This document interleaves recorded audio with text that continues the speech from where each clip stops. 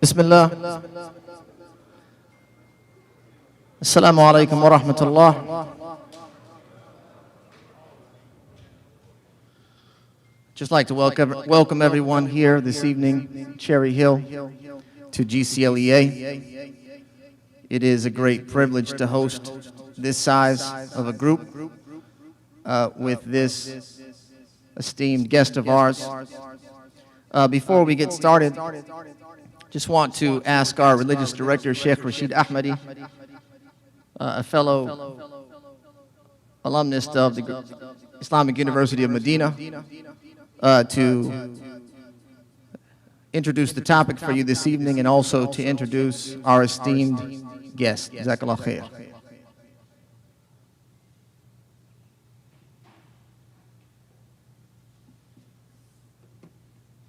السلام عليكم ورحمة الله وبركاته. الحمد لله الذي جعل أمتنا وسطا لنكون شهداء على الناس، وصلى الله وسلم وبارك على خير البرية وعلى آله وصحبه. وبعد, we'd like to welcome our esteemed guests to GCLEA. We sincerely ask Allah Azza wa Jal to reward you for coming here this evening and taking part in this blessed gathering. Our discussion this evening will revolve around three major topics that are essential to our growth in America. One, preserving tradition. Two, sustaining community. Three, influencing opinion.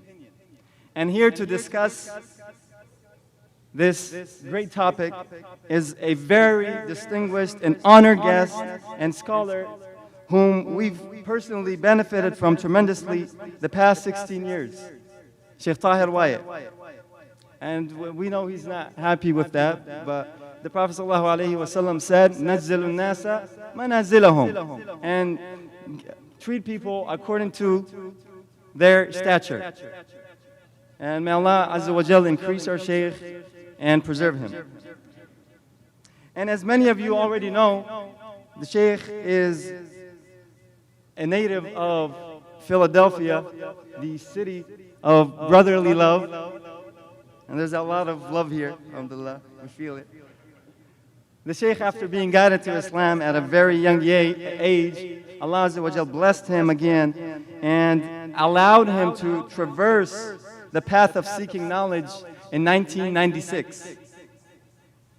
And he has been studying the city of the Prophet ﷺ for over 21 years.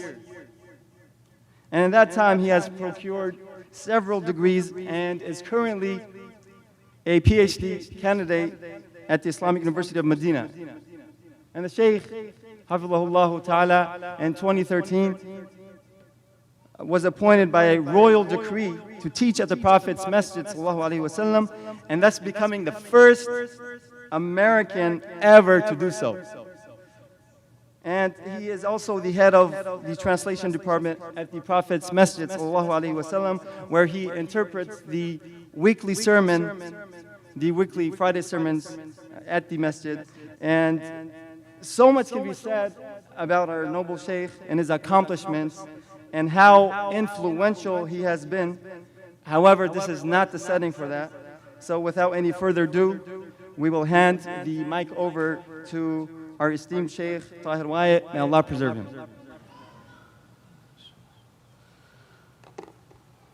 Alhamdulillah, nahmaduhu wa nasta'inuhu wa nastaghfiruh, wa na'udhu billahi min shururi anfusina wa sayyiati a'malina. من يهده الله فلا مضل له ومن يضلل فلا هادي له واشهد ان لا اله الا الله وحده لا شريك له واشهد ان محمدا عبده ورسوله صلى الله عليه وعلى اله وصحبه وسلم تسليما كثيرا الى يوم الدين. اما بعد,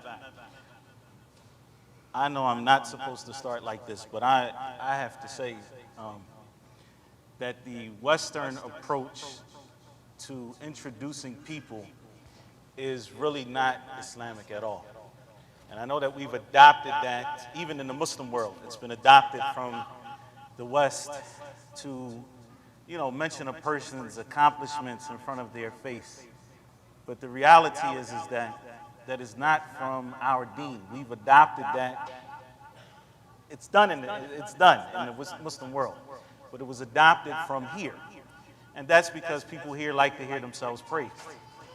But that's very pretentious, and as Muslims, we should not want to hear anyone else praises, because whatever we've done for Allah subhanahu wa ta'ala is for Allah, and inshallah will be accepted by Him.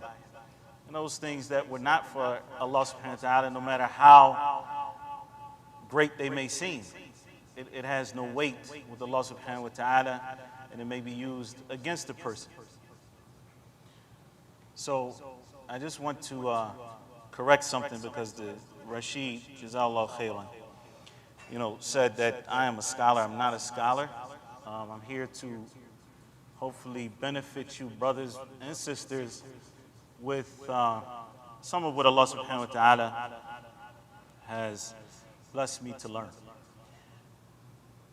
The topic that I was asked to talk about is an interesting title.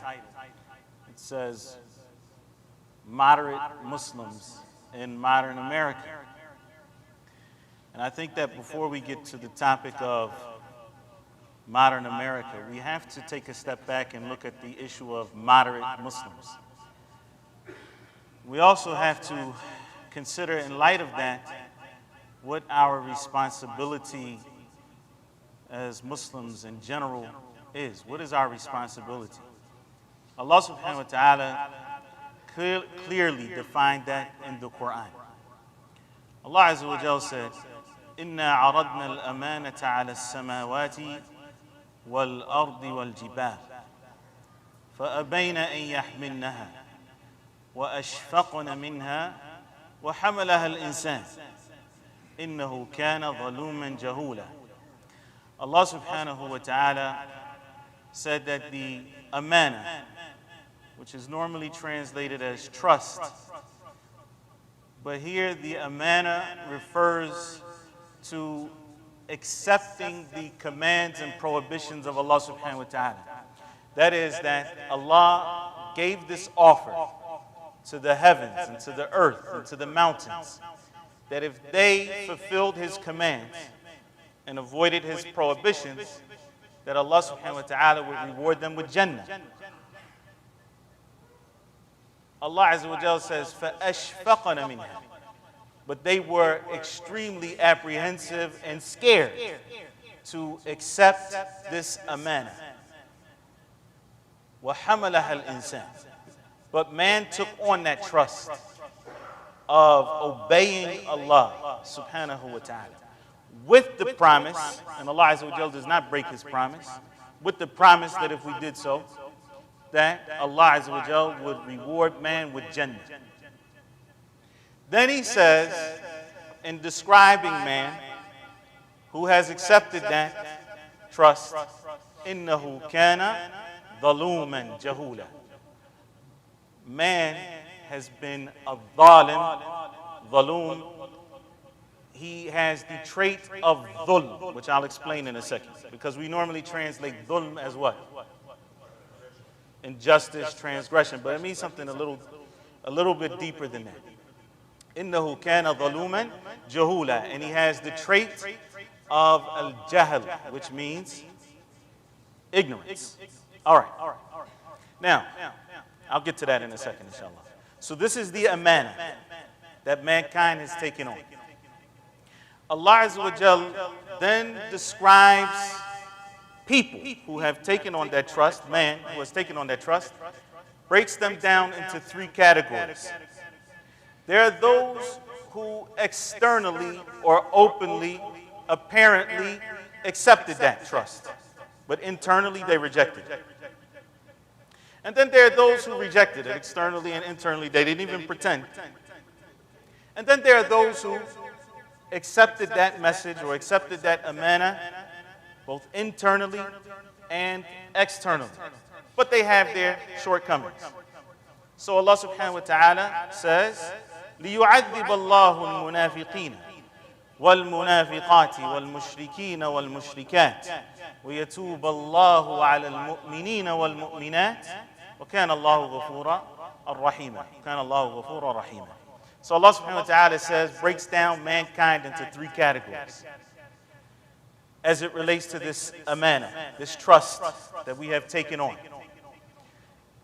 The result of that, the result of taking that amana on is that Allah will punish accordingly the hypocrites, both male and female, and the mushrikeen, the idolaters, both male and female, and He will accept the repentance of the believers, male and female. And Allah is Ghafur Rahim. He is the all-forgiving and the most merciful. To take a step back, how did Allah subhanahu wa ta'ala describe man? He says that man is dhaluman jahula.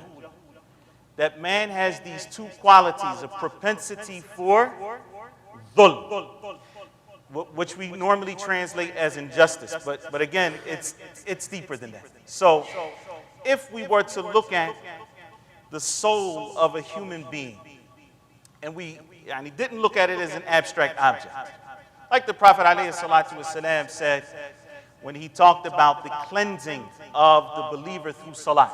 And he said that if one of you went to a river and he bathed in that river 5 times a day, would there be any dirt left on him? And they said no. He said this is the like of the Muslim who prays 5 times a day. Not that it's a physical cleaning, but that your soul is being cleansed. So when we talk about dhulm, we are talking about the injustice that one does to himself and to others. Because Allah subhanahu wa ta'ala says multiple times in the Quran, فَقَدْ ظَلَمَ نَفْسَهُ. Whoever does this or that, he has made dhulm of himself. A person who lies does what? He does dhulm to himself. A person who is arrogant, he does dhulm to himself. A person who is stingy is doing dhulm to himself. So these are like stains that are coming on a person's soul. Those stains have to be cleansed. I want you to stay with me here because this is an important point, Ikhwan, before we start talking about the moderate and the moderate. All right? Tahir. So we have dhulm. We get the picture of dhulm. It is you are oppressing yourself. You have that propensity. And the jahl, which is ignorance. Okay? Tahir. In order for man, because this is man in general, mankind, in order for us to remove that inclination towards dhulm and ignorance, there's only one way that we can do that. And that is to follow the messengers of Allah. And this is why Allah subhanahu wa ta'ala sent His messengers, all of them, and to remove dhulm and to remove ignorance. This is why Allah subhanahu wa ta'ala sent all of the messengers.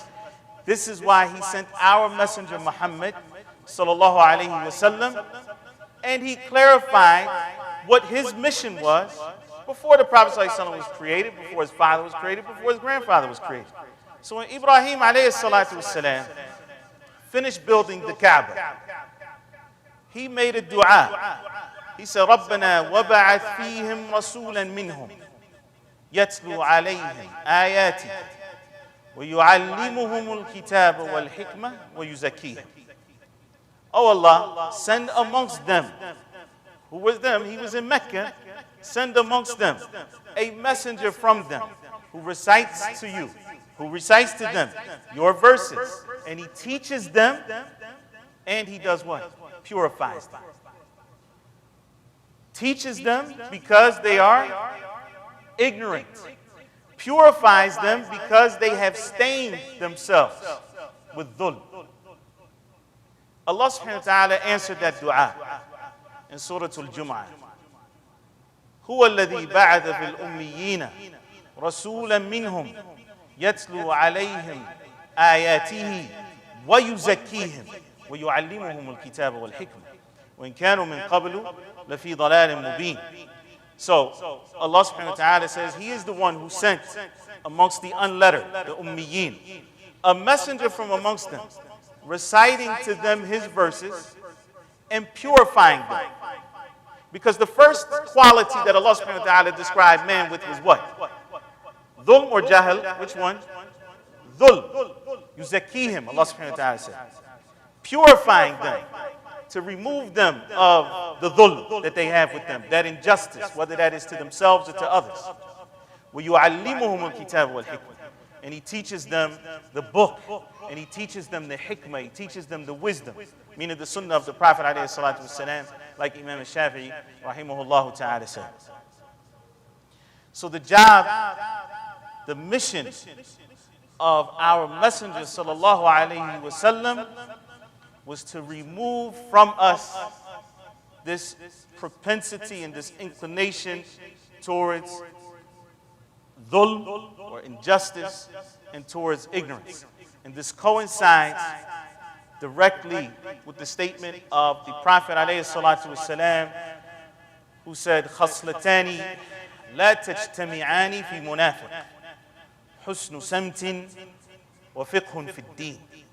That there are two qualities that will never be combined in a hypocrite: good character and fiqh in the religion, to have understanding of the deen. And that is because if a person has both good character, he has a degree of tazkiyah, of purification, and if he has understanding of the religion, then he has a degree of knowledge. Tahir, you with me so far? Tahir, what was the amana? What is the amana? Allah subhanahu wa ta'ala, because we have to understand something. You know, we want to talk about very advanced topics and interesting titles. But the reality is, first, before we get to that, we have to make sure we're on the same page. And this is like Islam 101. What is this amana? What is it? What does that mean? The trust. What trust do we have? Anybody, huh? That man accepted from Allah subhanahu wa ta'ala that he would fulfill his commands and avoid his prohibitions, with the promise that Allah subhanahu wa ta'ala reward him with Jannah. What did Allah subhanahu wa ta'ala, what two traits did Allah use to describe man in that same verse? Dhulm and jahl. What's dhulm? Injustice? Okay, we'll let that ride. And jahl is ignorance. And the messengers were sent to do what? To remove that. And how is that removed? With what? Huh? Again? With tazkiyah and ilm. Tazkiyah, purification, and knowledge. Now, many of you who were around in the 90s may remember that as tasfiyah and tarbiyah, right? But Allah Azza wa Jal using the Quran, tazkiyah and ta'lim. This is the Quranic terminology for that concept. That we need to purify ourselves and we need to learn the deen of Allah subhanahu wa ta'ala, and this is a lifelong pursuit for everybody who does not want to be from the munafiqeen and the munafiqat and the mushrikeen and the mushrikat, and who want to be from amongst the mu'mineen and the mu'minat. And the lowest level, if you will, of purification is husnul khuluq, husnu samtin. The Prophet ﷺ describes it. Is that we have good character. And a lot of times, unfortunately, we give a lot of attention to the external. How this person looks, how neat her hijab is, how short or long his thobe is, and all of the other things that have its degree of importance in Islam, because we're not going to say anything in Islam is insignificant. But the reality is that the Prophet ﷺ said, "Inna fil jasadi, inside of your body, there is a mudghah, there's a piece of flesh. إِذَا صَلَحَتْ صَلَحَ الْجَسَدُ كُلُّهُ." If it's right, then everything else is going to be right. And so working on character is a very important part of our deen. Being truthful, being trustworthy, being generous, being humble. This is part of our deen. We have to work on it. And that's the lowest form of tazkiyah, and that's something that all of us have to strive for. The lowest form of knowledge that we have to strive for is the knowledge that is obligatory upon us.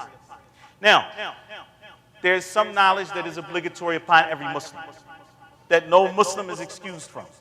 Like, who is Allah subhanahu wa ta'ala? Knowing your Lord, Jalla Jalal. Knowing what La ilaha illallah means. Yani, this is part of your deen. There are other aspects of our deen that may be obligatory for some of us and not others. So if you have wealth, then you need to know how to pay zakat. It's an obligation, meaning if you don't know, then you're sinful. That's what an obligation means. If you don't know it, then you are sinful. So I'll give you a quick test real quick. Somebody makes $200,000 a year. Huh? What? Got to get the calculator out? I don't think so. Like, okay, 100,000. Somebody makes 100,000 a year. How much do they have to pay for zakat? 2,500. Subhanallah. So everybody failed that. Sorry? 2.5% of what?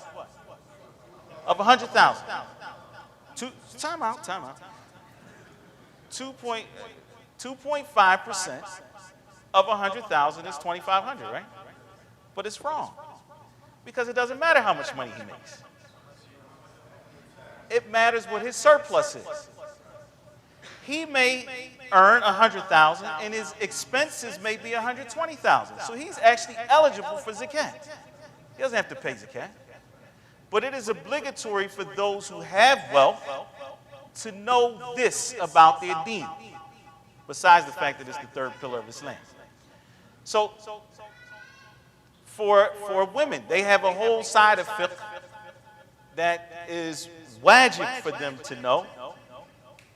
The list goes on. So the reality is that there are certain parts of Islam that some of us may need to know, and others are exempt from understanding that aspect of the deen. But this varies. This is why seeking knowledge is a lifelong pursuit. So you may not have enough money to make Hajj this year, but you have enough to make it next year or 2 years later. It becomes your obligation to learn how to make Hajj. Not to wait till you get on Hajj and just watch what everybody else is doing. All right. So that is as it relates to what is obligatory from those two aspects of our deen, which is knowledge and purification. Knowledge and purification. Then there has to be from amongst the ummah. So that we would call that fard what? Ain. Fard ain. Everybody has to know certain aspects of the deen. Then we have what is fard kifayah. Yani that is that at least some part of the ummah has to strive to reach the highest level of tazkiyah, of purification, which is sabr. Sabr, which is three categories. I'm not going to go into all of that. Yani we normally translate sabr as patience, but it means having forbearance and being steadfast in obeying Allah subhanahu wa ta'ala and avoiding his prohibitions and being patient and even pleased with his decree. That is the highest level of tazkiyah. The highest level of ilm, of knowledge, is certainty. Yaqeen. And some of us, some of the ummah, has to strive to get to that level. If we were to look at it as, let's just use the example of swimming. Everybody has to tread. Everybody has to learn how to tread so that they don't what? Drown. You don't have to learn how to swim, but you got to at least know how to do the doggy paddle so you can stay above water. Then others are going to learn how to swim. They're better off than those who are just treading. But then we need people who, when those who are treading start running out of breath and they start falling short and they're going under, we need other people that can come in and help lift them back up. right? Or some of them may have been swimming and they lost their possessions. So we need somebody that can go down and get their things from the bottom of the pool or whatever, right? So this is the case. This is the case with the ummah. Everybody has to have that degree of knowledge that keeps them above water. When they start sinking, we need to have other people who can come in and serve as the lifeguards or whatever we want to call it. And this is why Allah subhanahu wa ta'ala says in the Quran, وَجَعَلْنَا مِنْهُمْ أَئِمَّةً يَهْدُونَ بِأَمْرِنَا لَمَّا صَبَرُوا وَكَانُوا بِآيَاتِنَا يُوقِنُونَ. And we made from amongst them a'imma, yani imams, leaders, لَمَّا صَبَرُوا, when they had sabr, وَكَانُوا بِآيَاتِنَا يُوقِنُونَ, and they were patient, and they had certainty about our signs. So there's sabr and certainty. With those two things, you become an imam in the deen. And this is why Shaykh al-Islam ibn Taymiyyah rahimahullah ta'ala said, وَبِالصَّبْرِ وَالْيَقِينِ تُنَالُ الْإِمَامَةُ فِي الدِّينِ. With sabr and yaqeen, you reach al-imama. You reach that status of al-imama in the deen. And that does not mean, I want to be very clear on this point, that does not mean that everybody in the ummah has to go out and go to the Arabian Peninsula and sit for 6 years or 10 years and study the deen of Allah subhanahu wa ta'ala, and everybody is going to dedicate their entire lives to the study of deen. The community can't function like that. And it didn't work like that at the time of the Prophet alayhi salatu wasalam. Not everybody was seeking knowledge in the sense that they dedicated their entire lives to that. We still need people in all other areas for us to function as a community. And that's why I said that there's a degree of knowledge that is obligatory upon everyone. And that degree of knowledge does not necessarily mean that somebody is going to go pick up a book and study it from cover to cover. It may mean that they ask someone who is more knowledgeable to them than them and receive clarity about that so that they can practice their deen.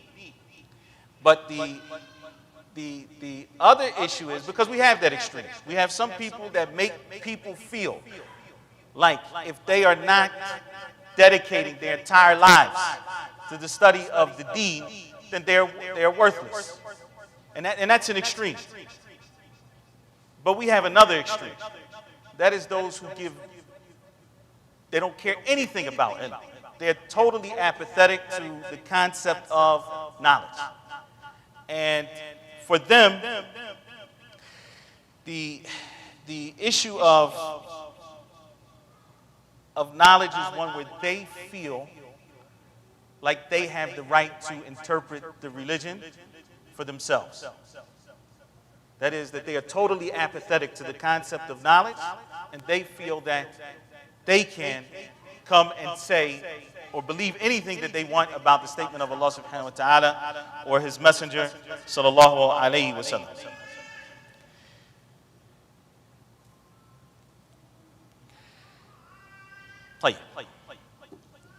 To move on to the topic of the moderate Muslims in modern America, I will be frankly honest with everyone, and that is, I don't believe that we need a qualifier for Muslim. I don't think that we need to qualify it as moderate. And the reason why I say that is because Islam is intrinsically moderate. Moderate in the sense of balance, that Islam has always been in the middle and has avoided both extremes. And if we look at the statement of Allah subhanahu wa ta'ala, وَتَمَّتْ كَلِمَةُ رَبِّكَ صِدْقًا وَعَدْلًا, that the word of your Lord has been fulfilled or completed in truth and in justice. And justice means what? That it is balanced. And the word of Allah subhanahu wa ta'ala is the Quran, as the scholars of tafsir say. So the Quran is both truthful and balanced.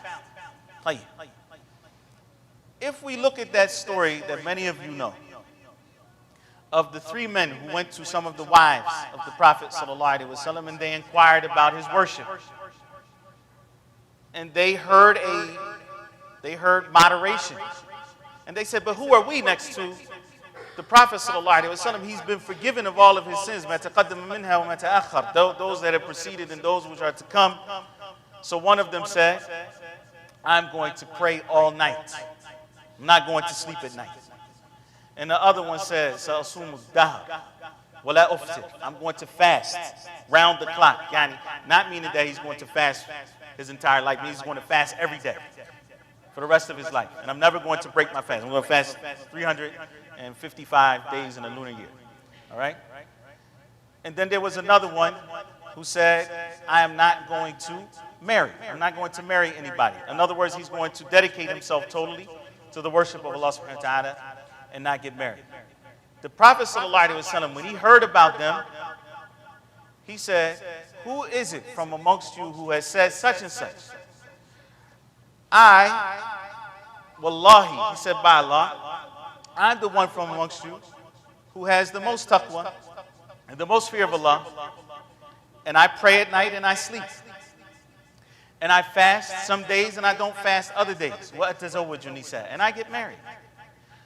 Then he said, فَمَنْ رَغِبَ عَنْ سُنَّتِي فَلَيْسَ مِنِّي. So whoever rejects my sunnah is not from me. He's not from me. What does that mean? That whoever takes a path that is not balanced, then he is not following a path of the sunnah, nor is he following a path of the Quran. Because the Quran is balanced, the sunnah of our Prophet ﷺ is balanced. And this was understood very well by the early Muslims of Islam. If we look at the story, we know that when the Prophet ﷺ got to Medina, he stopped in Quba. They built Masjid Quba before the Prophet ﷺ actually got there. And then the Prophet ﷺ went forward and he built his own masjid. But he did something between the Muhajirin and the Ansar. Who the Muhajirin, by the way? The migrants? Where do they migrate from? Where? I know it's not just two people answering this. The Muhajirin, they migrated from where? To where? To Medina. Okay. When they got to Medina, there were Muslims there. What were they called? The Ansar. Okay, excellent. All right, so we had the Muhajirin and the Ansar. The Prophet ﷺ, akha bainahum. He built the bond of brotherhood between the Muhajirin and the Ansar. And that's an important social aspect of Islam, by the way, but we don't have a lot of time to talk about. But if you consider it, the Prophet ﷺ, two of the ones that he built that bond of brotherhood to the point that they used to inherit from one another, by the way, in the beginning of Islam. They were like blood. The Prophet ﷺ made that relationship between Abu Darda and Salman. Salman al-Farisi and Abu Darda. Which one of them was from the Muhajirin? Huh? Abu Darda was from the Ansar. Abu Darda was from the Ansar. Salman al-Farisi came to the Prophet ﷺ when he was in Mecca. And then he made hijrah. Okay, so one day Salman al-Farisi, he went to the house of Abu Darda because that was his brother. And Darda opened the door and she had on shabby clothes. And he said, what's wrong with you, Darda? And she said, your brother has no haja in the dunya. He doesn't even want anything in the dunya. And so he went to Abu Darda, and Abu Darda cooked a meal for him and presented the food to him, and he told him to eat. He said, I'm not eating until you eat. He said, I'm fasting. He said, I'm not eating until you eat, and so he broke his fast and he ate with him. That night he went to sleep. Abu Darda woke up. Salman noticed that he woke up. Radiallahu anhu. He says, go back to sleep. So Abu Darda went back to sleep. Why do you think he went back to sleep? Salman was from the Muhajirin. The Muhajirin are better than the Ansar. They were with the Prophet ﷺ in the beginning when there was no, Islam was the majority in Medina. In Mecca, they had to go through some real trials. That's why there were no munafiqeen in Mecca. There weren't any hypocrites in Mecca. So Salman said, sit back, go back to sleep. So he got up again, go back to sleep. He got up in the latter part of the night, and then he prayed with him. It comes in narration of Bukhari. So Salman prayed with Abu Darda. And then he told him, he said, Inna li rabbika alayka haqqan. Your Lord has a right over you. وَلِنَفْسِكَ عَلَيْكَ حَقًّا. And you have, your body, yani, has a right over you. And you need to get some sleep. I need to take that advice. Seriously. وَلِأَهْلِكَ عَلَيْكَ حَقًّا. And your family has a right over you. فَأَعْطِي كُلَّ ذِي حَقٍّ حَقَّهُ. So give each one its due. Give each one its due. So Abu Darda went to the Prophet ﷺ and he told him what Salman said. And the Prophet ﷺ says, Sadaqa Salman. Salman told the truth. That's balance. That's balance. Islam is intrinsically balanced without us having to add the term moderate. Now, I wanted to bring up that point because some people confuse the term moderate, the way that we're using it, or balanced, with the word progressive. Yani that is that the progressive Muslim movement, who quite frankly would prefer to reinterpret or mold or distort Islam such that it coincides with whatever narrow vision they have of what is beneficial. Because no doubt Islam has come to bring benefit. But if they don't see the benefit in something, then they say it's not from Islam. And if they do see the benefit in something that they know Islam has prohibited, then they try to make it halal. And it's the same thing that has happened in every other religion. Like the Prophet ﷺ said to Adi ibn Hatim, or as the ayat was revealed, اتَّخَذُوا أَحْبَارَهُمْ وَرُهْبَانَهُم أَرْبَابًا مِّن دُونِ اللَّهِ. They've taken their scholars and their monks as arbab, as lords besides Allah. And what was that? They made what was halal haram, and they made what was haram halal. And that was part of their distortion of the religion. So if we want to keep a balanced Islam, we have to preserve it from extremism. Whether that extreme is to the right or that extreme is to the left. And that's very important that we understand. Because some people believe that to avoid extremism, that we have to go all the way to the left. And then other people believe that we need to err on the side of caution, and so they go extremely harsh. And Shaitan does not care which side of the road you go on as long as you don't go down the middle. That's very important for us to understand. The middle course is Islam. And this is why when Shaitan was removed from Jannah, expelled from Jannah, and he took man as an enemy, he said to Allah subhanahu wa ta'ala, ثُمَّ لَآتِيَنَّهُمْ مِنْ بَيْنِ أَيْدِيهِمْ, from in front of them. Then I'm going to come to them from in front of them, وَمِنْ خَلْفِهِمْ, and from behind them, وَعَنْ أَيْمَانِهِمْ وَعَنْ شَمَائِلِهِمْ وَلَا تَجِدُ أَكْثَرَهُمْ شَاكِرِينَ. And then I'm going to come to them from the right and from the left, and you won't find that most of them are thankful. So if you get pulled to the right or to the left, it doesn't really matter, as long as you don't travel down the middle path. That's why it is critical for us as Muslims to travel that path that is down the middle. So if we go back to our obligation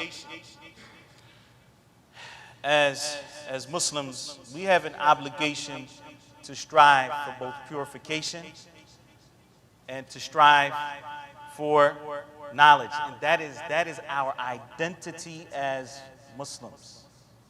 That is what we talk about when we talk about stabilizing a Muslim identity for ourselves and for the generations to come, because Ikhwan, brothers and sisters in Islam, this is our obligation towards our children.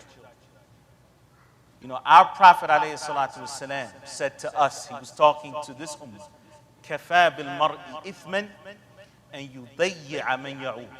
It is enough of a sin that a person, and I'm going to translate this literally, wastes those who depend upon him. يُضَيِّعُهُم.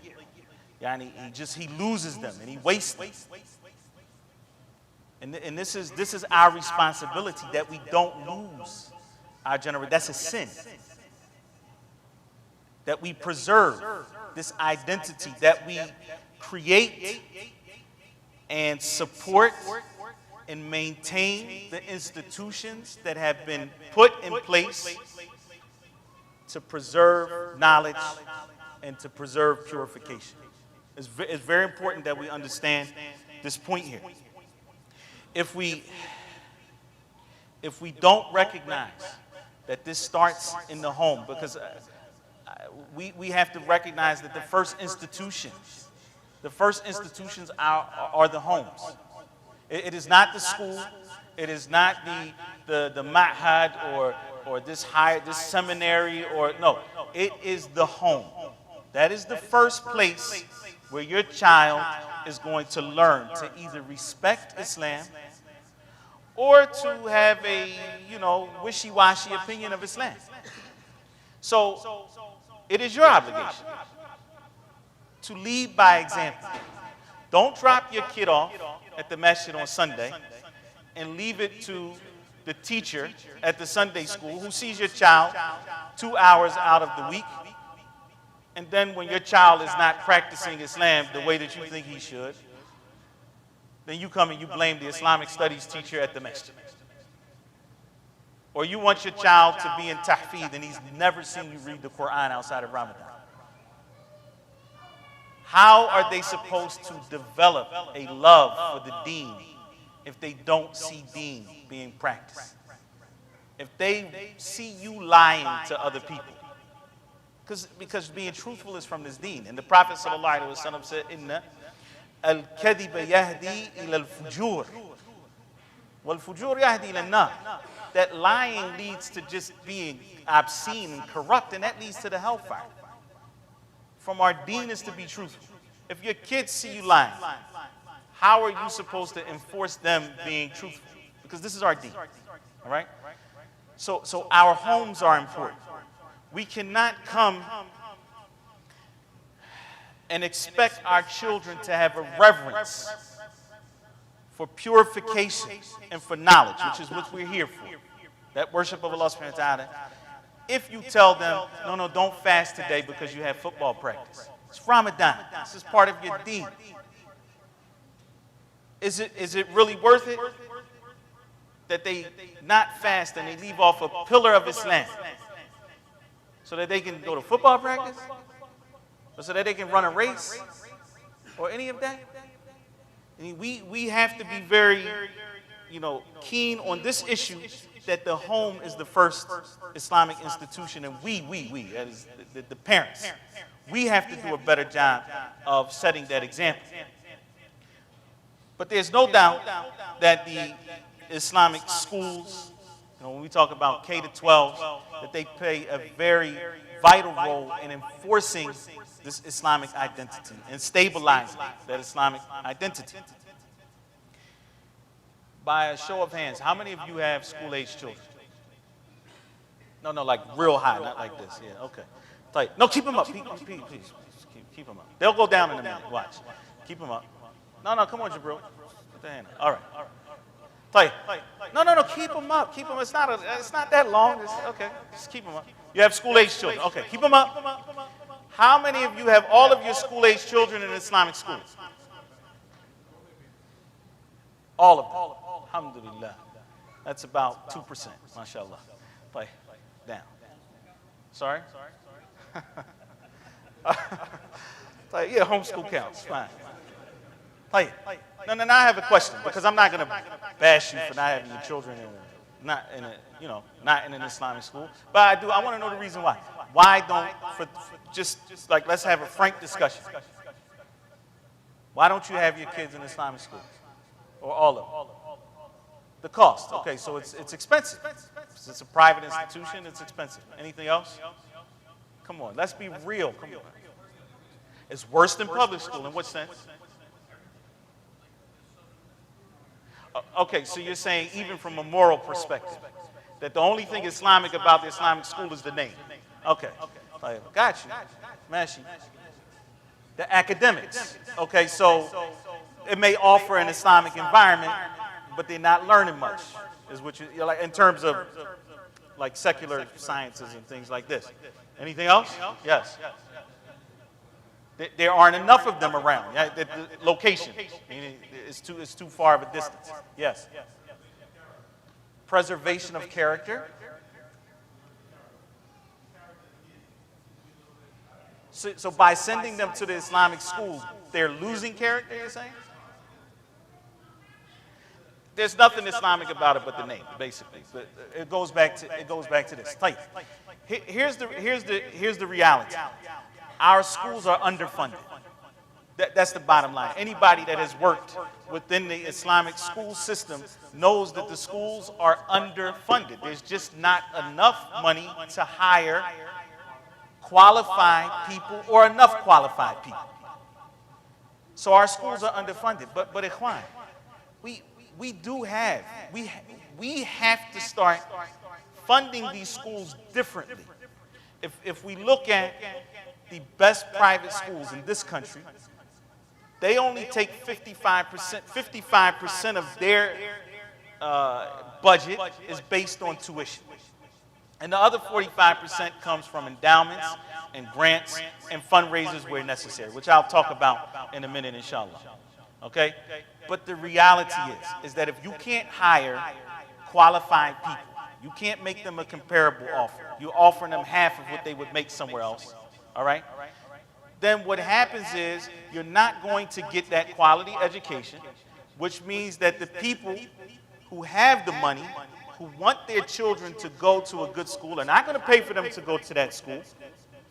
You then have to cap off your salary, your tuition at a certain price so that you can attract a different crowd, and then the cycle continues. And so we don't have the proper schools that are going to help reinforce what we are trying to teach them in the home. Because then what happens is, if you send your child to a public school, you're sending them to a place that is not going to give them anything to reinforce their Islamic identity. We don't share the same values. These schools are teaching moral relativism, which means in a nutshell that morality changes from time to time. So what may have been moral yesterday is not necessarily moral today, and vice versa. And so our children are gaining all of these type of thoughts, which make them doubt Islam, and then we wonder, well, what's happening to my child? But they're not in an institution, eight hours a day. They're in an institution that if it is not it's definitely not reinforcing their Islam, it may be taking away from their Islamic identity. So we have the responsibility to step up and make sure that we can create the type of institutions educationally that support our children, as well as, and this is the next step, and I'll just put it out there and then move on, inshallah ta'ala, because of time, as well as creating institutions of higher learning that are secular in nature, but that are run in an Islamic environment. So we need 2-year STEM colleges that are run by the Muslims, that are run Islamically, but that offer the sciences and technology and the other things that they're going to need to go into those fields that they want to go into. But to get them at 18 and 19 years old and help reinforce that identity is critical, because when you send your child away, and I'm preaching to the choir, because the brothers who have done it and the sisters who have done it, they know, you send your child away to college at 18 and 19 years old, and there's a lot going on there. There's a lot going on. And so we have to be very careful. So we have these institutions. I want you to stay with me, inshallah, because we get into a critical point here. We have K through 12. This is just right now with us. We have certain institutes that maybe teach Arabic or other Islamic sciences. We may call them seminaries or whatever we call them. Inshallah, in the future, we will create institutes of higher learning.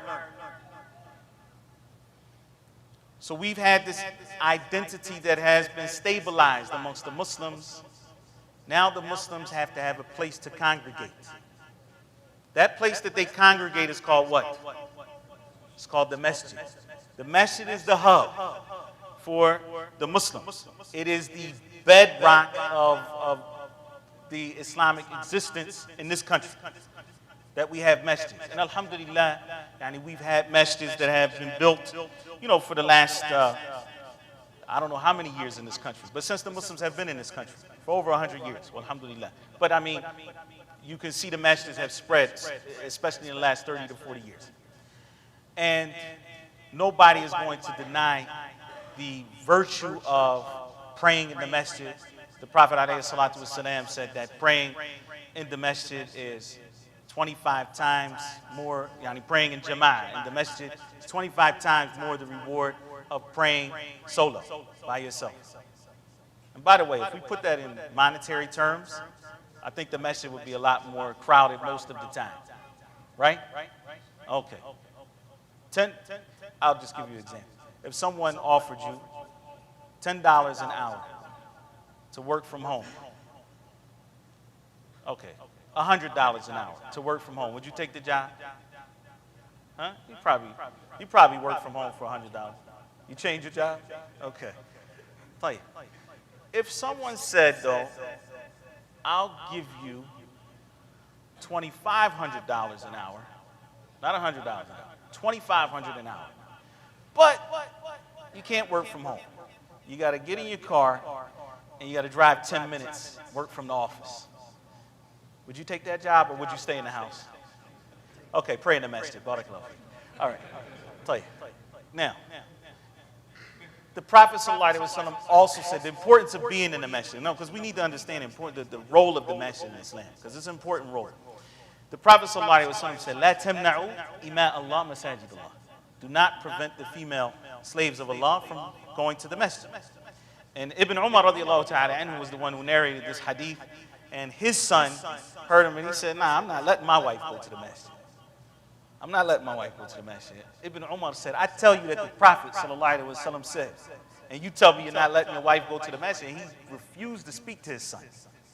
Refused to speak to him. Literally cut him off.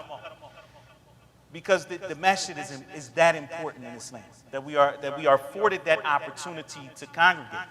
And the reality is that we're not all the same. We come from very different backgrounds, socioeconomic backgrounds, educational backgrounds, ethnic backgrounds, right? And so when we come together, there's a code of ethics that the Prophet ﷺ has enforced. And this is what we talk about when we talk about character. Because part of character is protecting the rights of another Muslim. When you look at many of the books that deal with character, they start out with the same hadith, which is haqqul Muslim ala al-Muslimi sit, that the rights of a believer over another, or the rights of a Muslim over another Muslim, are 6. And the Prophet ﷺ listed those rights. Because when we talk about character, we're talking about preserving the rights of your brother and not infringing upon his rights. Because Allah subhanahu wa ta'ala said, "And aqimud deen," this was the message to all of the messages, to establish the deen, وَلَا تَتَفَرَّقُوا فِيهِ. And don't be divided amongst yourselves in the deen. When does that division come? When we infringe upon each other's rights. When we infringe upon each other's rights. And so that's why it's very important that we preserve each other's rights, especially in the houses of Allah, and that we create an environment that is welcoming, because that's part of our deen. It's part of our deen. So the masjid has a very vital role to play in the preservation of our identity as Muslims in this country, and it is the primary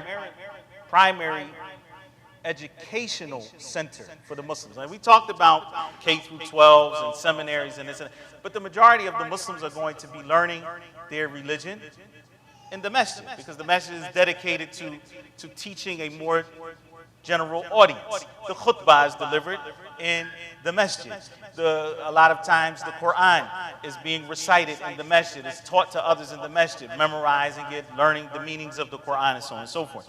And if we are able to, by Allah subhanahu wa ta'ala's, by Allah Azza wa Jall's leave, if we are able to make the masjid comfortable, and we are able to provide people with the sound teachings of the Prophet ﷺ, and we create a welcoming environment, then people are going to come to the masjid. But when people come to the masjid, they need services. That's the reality. The masjid is not, our masajid here in this country have to evolve into Islamic centers where people are able to receive the counseling that they need and all of the other services that we need when we come together as a community. But that's only going to be a reality, and this point to me I'm passionate about. That's only going to be a reality if we wake up and recognize what our responsibility is. I'm going to stop here because I want you to think about something. How many of you have been Muslim for at least 20 years? In this country. Muslim for at least 20 years. Okay, put your hands down. Do you see a major difference in the way that our masjids function today and the way that they functioned 20 years ago? I'm talking about how our masjids are sustained. Because when we start talking about offering services to people, that means that it requires people who offer those services, which means we require some kind of income to have those people and services available. Today, the way that we fund our masjids and our services are through what? How do we usually get our funds? Fundraisers, donations. Alhamdulillah. They put those doors in yesterday, by the way, Ikhwan. No, seriously, I'm actually being dead serious. You see the doors in the back? That used to be open. They put the doors in so that we can lock them today. Well, they didn't put it in for that reason. But, that's a good idea. We lock them today and we fundraise. Nobody leaves until we get the money, right? So, but that typically, because I think we've lived that. When you get the big guy about 400 pounds, they put him at the door, and they say nobody is leaving till, that's the reality. That's how we raise funds. Donate. Everybody donates, and we go around and we beg and ask people for money and things like this. Was it like that 20 years ago? Was it like that 30 years ago? Okay. And guess what it's going to be 20 years from now? Same thing, unless we change. Unless we change that. Because to be honest with you, that's not from our history as Muslims, it's not from our history as Americans. This donor-based system that we're running our masjids on is not sustainable. It's not sustainable. All right? Which is why we can't really, our growth is so, it's turtle slow because we keep operating the same way. And I want today, whatever today's date is, I want today to be the day that we turn the page on that system and that we move from a donor-based system towards an Islamic system, which is the system of al-awqaf, which I'll talk about briefly. The way that the masajid are funded, for all of you who have been overseas at all, have you ever seen anybody stand up after Jummah and start asking people for money so that we can keep the lights on, so that we can keep this on? No? Never seen that overseas? That is because their masajid are funded by awqaf, which we can loosely translate as endowments. And that's from our deen. Umar radiallahu ta'ala anhu,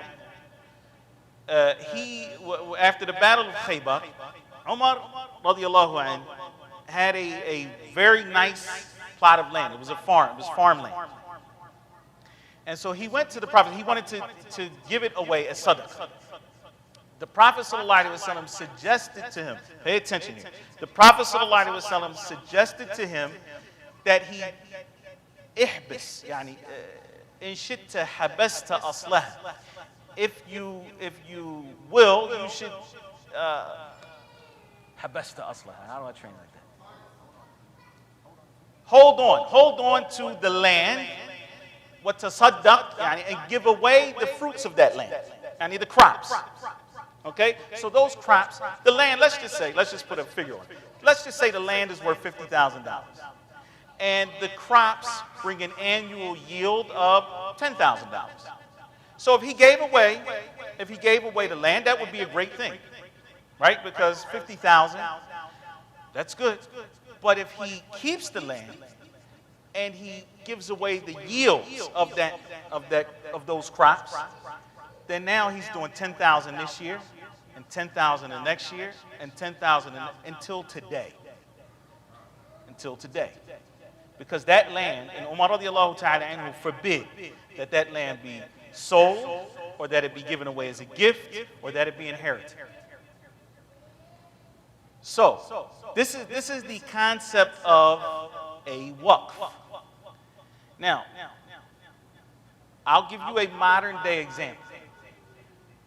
You have a group of brothers who came together, and it's an exorbitant amount of money, but just stay with me. They put together $2 million. Now, a lot of us, if we had a group of brothers who could put that kind of money together, we want to bask in the glory of having the biggest masjid with the nicest dome, and manara, and the best mimbar, and the best everything, so that we could be the best Muslims, right? What these brothers did was they bought a strip mall, okay? $2 million, buy a strip mall. They put a part of the mall as a musalla. I mean, part of that strip mall, just a corner, enough for them to pray. On Jumu'ah, was it big enough? No. But is any masjid big enough on Jumu'ah? Just about no. Okay, the haram isn't big enough on Jumu'ah. Okay? And for every other salat, it was fine for them. It was fine for the regulars. Okay? So, what happened is that strip mall generated revenue, $400,000 a year. They took the first part of the revenue they got and they began to build luxury apartments that they would want to live in. Okay? And so now we've got, along with the strip mall, we've got these luxury apartments. Every year, we're getting revenue now from not only the strip mall, but also from the luxury apartments, and then they built their masjid. And they built the biggest one and the most expansive and everything else. But guess what? Because they were patient 6-7 years, okay, they will never have to ask for money again. Bi'idhnillah. They have stability. They created a sustainable institution. Now, we may not have the luxury of doing that with our institutions because we already have institutions that have been built. But what we can do is to start thinking different and start looking at how we, in this room right here, bi'idhnillahi ta'ala, are going to pull our resources together so that we can come up with a few $100,000 and not worry about buying another masjid, but worrying about how to invest it in the best manner proper so that it brings a return that we can now use to start funding our current institutions that exist. And this is the concept of the waqf. Am I getting the... Tahir. All right, I will try to... I'll try to summarize as best as possible. We get the concept of this waqf. No, because really, it's not just going to require religious leaders or investors. It is going to require educators and people in the healthcare profession and people in the computer sciences and all across the board. We are going to in order to, what we're talking about here is a change. That it be idnillah. We can look back in 20 years. Right now, our problem, our issue that we face is that we're underfunded. We can't provide some of the services that we'd like to provide to the community because we don't have enough money to do so. And if we stay the way that we're doing right now, it's going to be the same problem 20 years from now. What we want to do is change for the next generation. Bi-idhnillahi ta'ala, if we pull our resources together and we keep pushing the right way, our children will inherit institutions that are sustainable. They've already sustained themselves, bi-idhnillah. And their problem will be how to manage bigger budgets and how to provide better services and how to grow the institutions that already exist to meet the needs of their generation, because in the latter, Muslims are going to keep growing. And we're not going to lose numbers. We're going to grow, inshallah. So this is something that we have to consider. I'll close out with this following point, inshallah ta'ala. Because as Imam Rashid mentioned, we want to talk about, or it was suggested that we talk about influencing policy. I want you to understand something. As our institutions grow, in these here United States of America, we are going to have to learn how to engage with the community at large. Our masajid that we build, let's just keep it real. We as Muslims in this country are approximately 2% of the population. Correct or not? There's no census whatsoever that puts the Muslims at 3%. Even if you said the Muslims are 10 million, which is the highest number I've ever heard, there are 340 million people in America, so that doesn't even put us at 3%. That means that our institutions in general are going to be surrounded by non-Muslim institutions. What are we going to be known for as Muslims? What are we known for as Muslims? No, okay, let's start there. What are we known for right now, the Muslims? Huh? Terrorists? No, that's true. But even for the people, forget the media stuff. Our neighbors know us for what? Double parking, yes. What else? Sorry? Oh, wow, I'm not going there. I'm not going there. Huh? Sorry? No, he didn't. And I'm not going there either. Huh? Sorry? We're known for masjids. Okay, so we're known for making noise early in the morning. Ramadan, we're known for making noise late at night. Definitely for double parking, yes. Being strict? Okay, being strict, we clog up if we're in a residential neighborhood, we always clog up the sidewalk. You know, they can never get by. We never give the road its rights, as the Prophet ﷺ said, right? This is basically about, and I'm not saying we're not doing any good. I'm not saying that, because alhamdulillah, we do as Muslim institutions, many of the Muslim institutions do offer things to the community. And I know that some of us are saying, who cares what the Kafirs think anyway, right? No, seriously. But if we think about it, that was not the attitude of the Prophet ﷺ. And we need to be, you know, we need to understand this point. When the Abyssinian, the Habashis, were playing with their spears in the masjid, and Aisha on the Eid, and Aisha radiallahu ta'ala anha, you know, came and she basically put her cheek on the cheek of the Prophet sallallahu alaihi wasallam because she wanted to see what they were doing, and she was intrigued by it. You know, Abu Bakr radiallahu ta'ala anha, who was Aisha's father, he was a bit upset. Said they playing in the masjid of the Prophet sallallahu alaihi wasallam. What are they doing? Prophet sallallahu alaihi wasallam said, "Da'hum, leave them. لِيَعْلَمَ الْيَهُودُ أَنَّ فِي دِينِنَا فُسْحَةً." So that the Jews know that we have some leeway in our deen. This is our Eid. But the point here is so that what? So that the Jews know. It's not that the Prophet ﷺ stopped practicing his deen. You know, because we'll have some people take this hadith and say, I'm not praying at work because I don't want people to think I'm a terrorist. Dude, if salat goes in and out, then you need to pray at work. And it doesn't matter what anybody thinks, right? But the reality is that we do have to be conscious of the way that what we are doing is being perceived by the people around us. The Prophet ﷺ, at one point when the man came and he grabbed the Prophet ﷺ by his collar, and Umar radiallahu ta'ala anhu, he was a munafiq, he was a hypocrite, right? But a hypocrite is what? He's somebody who displays Islam, and internally he's not a Muslim. Okay. Umar radiallahu ta'ala anhu said to the Prophet ﷺ, "Da'ni adribu unuka."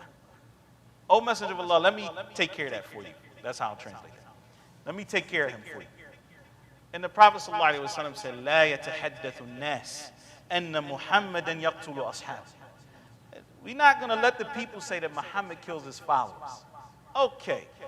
Do you think that the Prophet ﷺ really cared what somebody thinks about him? Or was this because it would be a deterrent for people entering into the deen? And so we have to be conscious of that. We don't exist in a bubble. We are 2% of the population, and everybody else around us is not Muslim. And this is what our test is in this country. That we display Islam in the best manner possible. People in other countries have their tests. You may have chosen or not chosen to be here, just like you didn't choose to be a male or a female or anything else. This is your test. This is what Allah subhanahu wa ta'ala tested you with, and we have to deal with that. We live here in a land where people are not Muslims. And so we have to be able to live Islam in a manner that at least does not deter them. At least does not deter them from wanting to be part of this ummah, because this is where their salvation lies. It lies in them seeking knowledge and purifying themselves, the same way it is for us. And we want for them what we want for ourselves. They are our people, no matter what way we slice it.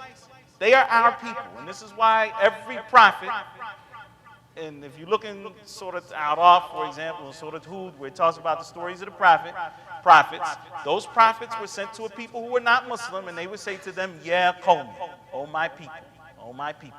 These are our people, and it's our duty to be better examples of Muslims, to encourage them to enter into the deen of Islam, and not have the attitude that we are Sha'bullah al-Mukhtar, that we are Allah's chosen people, and that these people are going to hell anyway.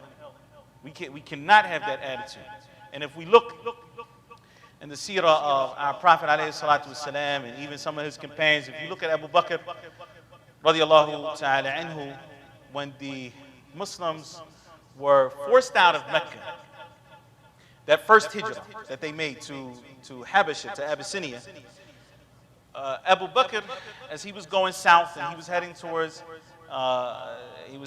Habasha, he ran into a man who was the head of his tribe. His name was Ibn Daghinna.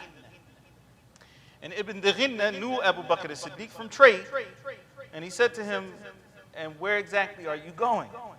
And he said, my people have forced me out, and so I'm going to Habasha so that I can worship Allah. Ibn Daghinna said, people like you do not leave, nor are they to be forced out. I am your protector. You are under my protection. And he went physically back with Abu Bakr to Mecca, which was a 5-day journey. And he went to each of the Ashraf al-Quraysh, or the nobles from amongst the Quraysh, and he told them that Abu Bakr is under my protection. Why?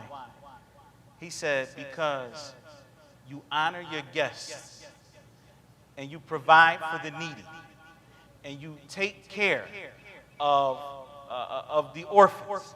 And he mentioned two other qualities. From amongst them was that you help those who are not just the needy, but you help those who have been faced with calamities. Now, if we look at that description of Abu Bakr as-Siddiq, radiallahu ta'ala anhu, when this man said, no, you feed the needy, he's talking about the Muslim needy, or he's talking about the needy in general. And he said, وَتَصِلُ الرَّحْمَ, and you keep ties of kinship. And the majority of his family, yani when you look at the kinship, they were not Muslims. Feeding the needy, taking care of the orphans, helping. If it was just something that Abu Bakr did for the Muslims, stay with me. If it was just something that he did for the Muslims, why would Ibn Daghinna look at that as a virtue? You're supposed to take care of your people. But no, he was doing this for society as a whole. This is the exact same description. Ibn Daghinna describing Abu Bakr as-Siddiq is the exact same description that Khadija made of the Prophet ﷺ after Jibril came to him that time, for the first time, and he was so scared, ﷺ, that he didn't know what was going on. And Khadija radiallahu ta'ala anha said to the Prophet ﷺ, Wallahi, la yukhzik Allah. By Allah, Allah will never disgrace you. You do what? You feed the poor. You keep ties of kinship. You feed the need. You take care of the orphans and you help those who are in need. Right? Same exact description. And so this was our Prophet ﷺ, who even before he was a Muslim was known amongst his people as a Sadiq al-Amin. And he was truthful. And he was trustworthy. And he took care of the people and at the society at large. And so this is, as Muslims, we have to begin to do this because it is a means of dawah, number one.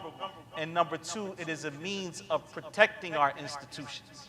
It is a means of protecting our institutions because now when people attack the Muslims and people say that we are terrorists and people say, they will be our first defenders. They will be the first ones to say, the people, not us. We won't have to defend ourselves. They will be the ones to say, not these Muslims. They do this. They feed the needy in this neighborhood. They take care of the orphans in this neighborhood. They do this and they do that. And so this is something that, we have to keep in mind as we expand. I know that I am out of time, but I just want to reiterate that we have a very important role moving forward. That we cannot continue from today on. We cannot continue to run things the way that we've been running them and expect change. And we have the ability. Well, alhamdulillah, yes, there may have been a time when we had to be on the defensive or a time when we were in survival mode, but we're past that now. We can finally be idhnillah ta'ala. We have the resources. We need to pull those resources together, inshallah ta'ala, so that we can start at this here place and begin to build for the future, inshallah ta'ala. Mark my words. For those of us who live, inshallah ta'ala, for the next 20 years, if we continue down this path, we will see Islam in a much better state than it is today, and we'll be able to pass on sustainable institutions to the generations that come. Wallahu ta'ala adam wa sallallahu wa sallam wa barak ala nabiyyina Muhammad. Now, before we close out, you're going to... Sorry? No, please, before prayer. Huh? Yeah. Imam John has a few words that he's going to share because this is a vision that I've had for some years, and it's something that we've discussed. John and I have discussed over the years, and many of the other du'at and professionals as well, that it is time that we pull our resources together, and John is going to talk about, Imam John is going to talk about how to do that, inshallah. Bismillah walhamdulillah wa salatu wa salamu ala rasulillah wa ala alihi wa ashabihi wa man tabi'ahum bi ihsanin ila yawmiddin wa ba'd. Just a few moments before we begin for the prayer. As Shaykh Tahir mentioned, we have been in discussion, Shaykh Tahir, Shaykh Rashid, a number of the other mashayikh and colleagues from various universities, Islamic institutions, imams, etc., as well as professionals of relative fields. We have been discussing how we can stabilize Muslim identity, secure our financial future, as well as normalize our presence as a faith group in the United States.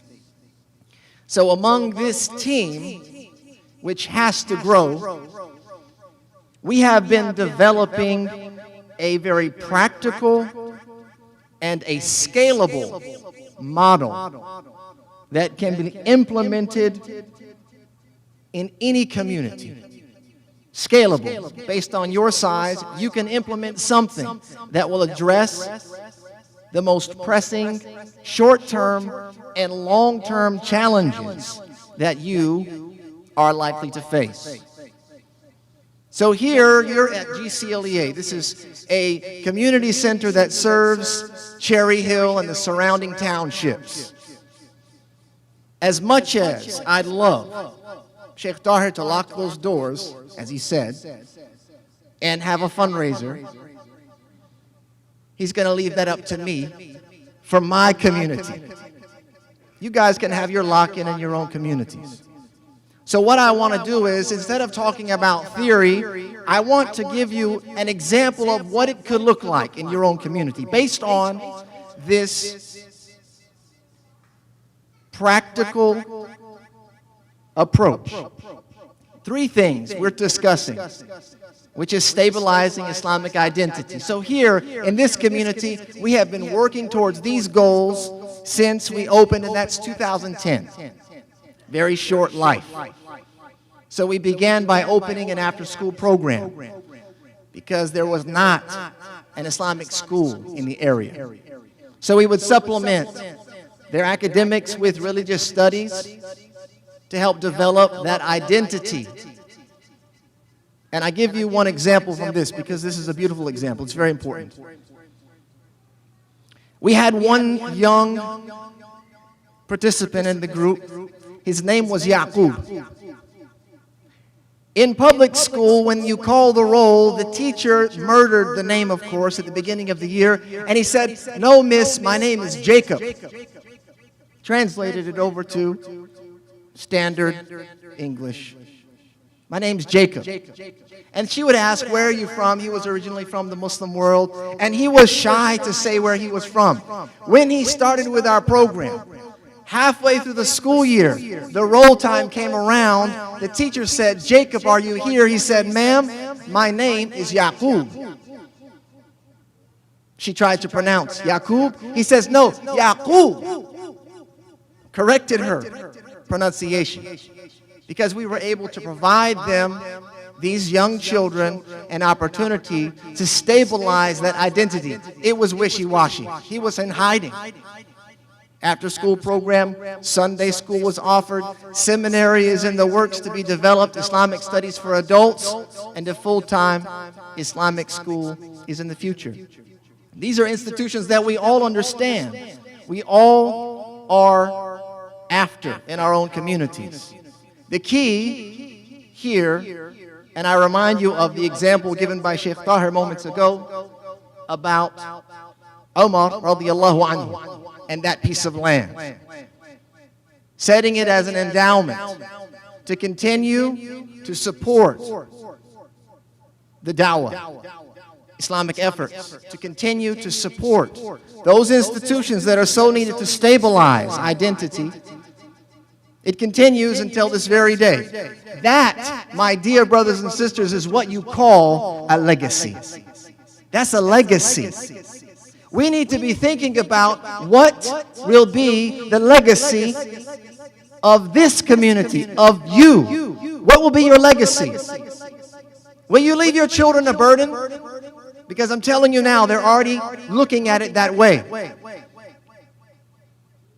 A burden. We built the biggest, the best, but guess what? It came with a budget. We did not secure those institutions financially. So our children, not only they're going to have their own struggles financially and challenges, but we just added a huge weight on their shoulders. So the idea, the concept of the endowment is the legacy that we need to leave. We started that here in this community. We started a pilot program, a beta, if you will, invested in local property. It builds equity for the community, and it relieves those lock-in fundraisers. So instead of having to ask for $500,000 or whatever your scale is, we can say, guess what? Because of our investments, we only need to supplement. We need $100,000, and part of that's going to be invested. That's a legacy. That is securing the finances. And lastly, before I give you what I want you to do, and actually what Shaykh Tahir wants me to have you do, is normalizing our presence here. We have to normalize Islam in the eyes of the average American. Like the other faith groups have done, the other minority groups are still doing. It's normal to be Muslim in America. And that's only going to happen when we interact, when we put our best foot forward and we have something to show and something to provide. In this community center right here, one of the, I think, spearhead, one of our pilot projects for this is opening a free clinic. This community has been blessed with numerous doctors and people of other skill sets that came together and said, we want to offer our services not just for the Muslim community here, but we want to open this clinic for all of our neighbors. No health insurance? You're welcome. No documentation? You're welcome. And you know what? The staff is not even all Muslims, because they've bought into that idea, the concept of giving health, free health care to those that can't afford it. And they have taken us as leaders in this township. They will know of this masjid as the one that hosts a free health clinic and serves not just their own interests, but serves the community at large. They will begin to look up to us, to respect us, and they will extend their hands to us. And they are doing that now, believe it or not. That health clinic is being supported by the hospital system here. They've endorsed this health clinic because the nature of it is universal. Regardless of faith, regardless of ethnic background, we have now taken our seat at the table of our community. This is just a couple of examples of what it could look like in your community. So here's the thing. Besides the theory, what are we going to do? What can we do today? Many people are thinking, well, that's beyond what we have ever imagined. We haven't even talked about that. The dialogue begins now. And the first step is getting to know each other. If you understand what was mentioned this evening, if you have opened your heart to that idea, perhaps even bought into a little bit of it tonight, right now we need to know who you are. Let's get to know each other, what we can do, what resources we have. Because I'll tell you this, the Muslim community is full of resources. A lot of times we don't know what each other does, what we can bring to the table. But we have all the resources we need right here. And I can guarantee in this building tonight, we have enough resources, and I'm not just talking about money, I'm talking about your skills, that we can have a huge impact on this entire region. Not Cherry Hill, not Philadelphia, the entire Northeast. Just from this group right here. And this is not a lot. So let's get to know each other. What can you do? GCLEA.org. That's our website. We've posted a survey on the homepage, GCLEA.org. The survey is entitled Sustainability, Obtaining Sustainability Resource Assessment. It's going to take you 2 minutes or less. Basic contact information. What is your area of expertise? What is your area of interest? And would you be interested in joining a team that can leave a legacy?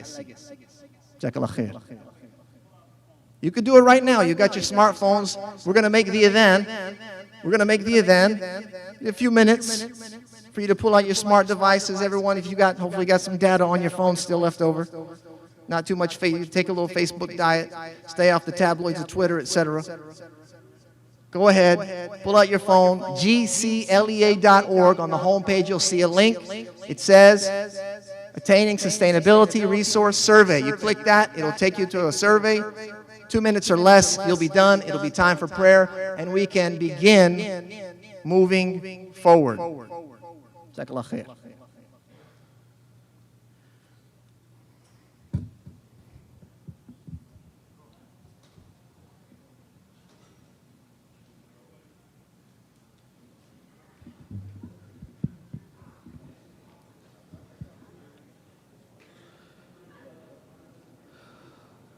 Allahu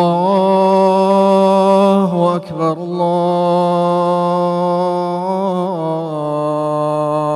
Akbar, Allahu Akbar, Allahu Akbar. أشهد أن لا إله إلا الله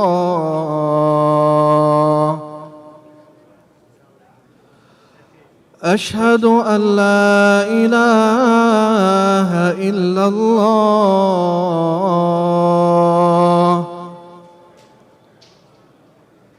أشهد أن محمدا رسول الله أشهد أن محمدا رسول الله حي على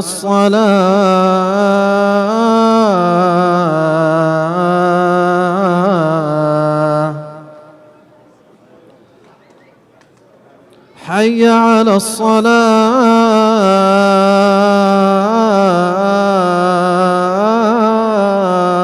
الصلاة حي على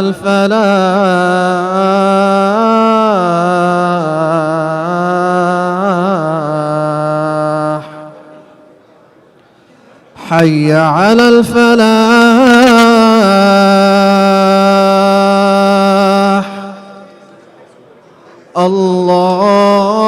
الله أكبر الله أكبر لا إله إلا الله